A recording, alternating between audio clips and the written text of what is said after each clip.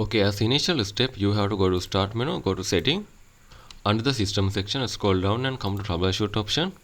Go to Other Troubleshooters. Find Internet Connection Troubleshoot. Scroll down. Okay, it is in the first option. Tap on Run.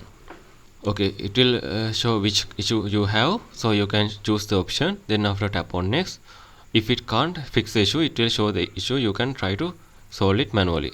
Once it is done, right click on your Start menu, go to Device Manager, double tap on Network Adapters, find your network related driver, right click on it, tap on Update Driver, tap on Search Automatically for Drivers. It is already installed, so you can go back and choose the second option, choose this option, select your driver and tap on Next. This will reinstall the same driver. If it is not working, right click on it, go to Uninstall Device, tick the Uninstall option and restart your computer. This will install automatically on your driver.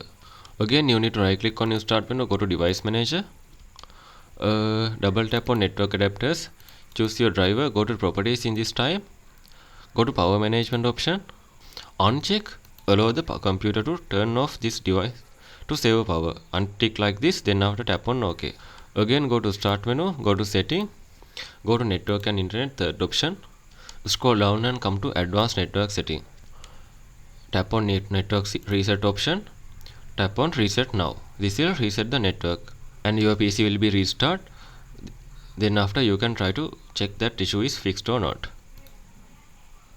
Other than that, you can try to perform a power flush. To do that, you have to shut down your computer and unplug your power cable.